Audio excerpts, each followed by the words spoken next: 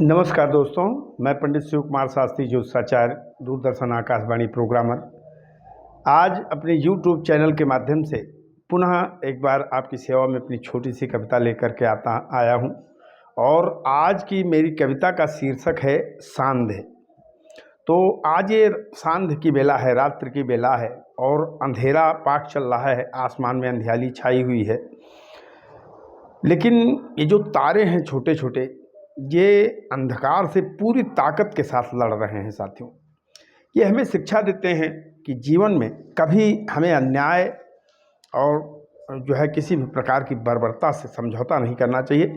जितनी हिम्मत हो उतना लड़ना चाहिए साथियों। और ये जीवन का क्रम भी है, दुख सुख, रात दिन और पुण्य पाप, ये जीवन का क्रम है साथियों। तो आइए ये कविता सुनते हैं।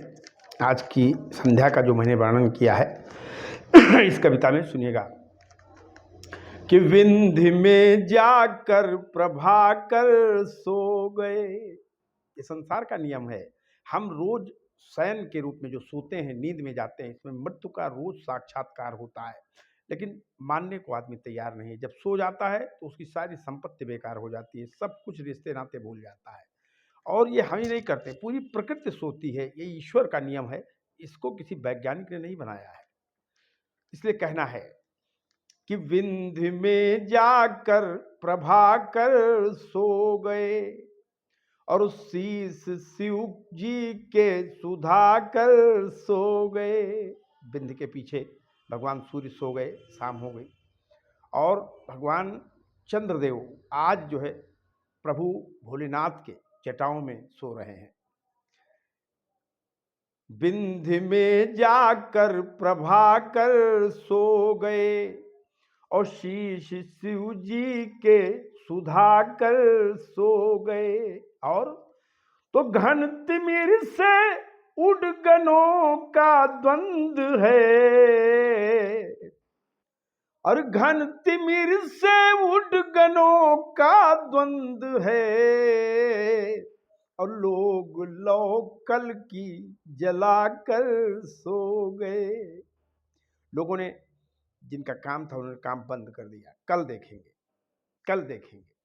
तो इस आशय के साथ एक सम्मा जलाई कि कल काम ये पूरा हो जाएगा हमारा, ये सोचकर लोग सो गए।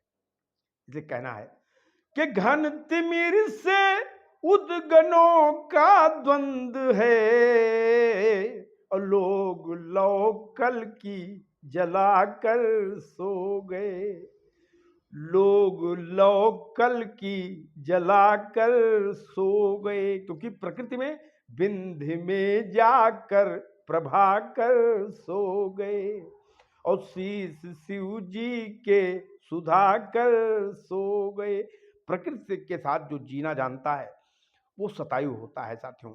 और आज प्रकृति के साथ कोई जीना नहीं चाहता। जब सोने का टाइम होता है तब मोबाइल चलती है पूरी रात, और जब जागने का टाइम होता है तब सोते हैं लोग। यही कारण है कि बीमारियां बढ़ रही हैं। हमें प्रकृति के साथ जीना चाहिए। कहना है कि मन भ्रमित गुंजित मधुर मकरंद में। अब लोग सो तो गए हैं लेकिन दुनियादारी दिमाग में चक्कर काट रही है। मन भ्रमित गुंजित मधुर मकरंद में और खो रहा है नींद के आनंद में। प्रकृति ने जो आनंद दिया है वो अपनी गोदी में लेकर के सुलाना चाहती है। खो रहा है नींद के आनंद में तो ताल के अनुबंध सा जीवन सरल। ये जीवन एक ताल से अनुबंधित है। वो जैसे बजाता है प्रकृति, वो ताल बजाता है, उसी तरीके से हमें नाचना पड़ता है। वो जगाता है तो जागते हैं, सुलाता है तो सोते हैं। तो ये मानना पड़ेगा साथियों। इसलिए कहना है कि ताल के अनुबंध सा जीवन सरल और है फंसा स्वप्नों के त्राटक छंद में। है फंसा स्वप्नों के त्राटक छंद में। जिस दिन स्वप्न मर जाएंगे, जिस दिन आशाएं मर जाएंगी, उसी दिन मनुष्य समाप्त हो जाएगा संसार से। वो जी नहीं पाएगा साथियों, क्योंकि मनुष्य स्वप्न में जीना चाहता है।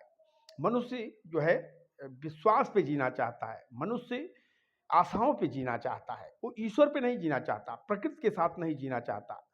तो उसका उद्देश्य जो है वो भटक गया है, इसलिए वो नाच रहा है, तरह तरह के नाच दिखा रहा है। कहना है कि मन भ्रमित गुंजित मधुर मकरंद में, ये भाव लगाना पड़ेगा आपको। सुंदर सुंदर संसार के तमाम प्रकार के स्वार्थ के फूल खिले हैं, वासनाओं के फूल खिले हैं और कर्मों के फूल खिले हैं, उसमें तमाम तरह के सफल लोग गुंजायमान हैं। आदमी उसी में परेशान है, देखा देखी में।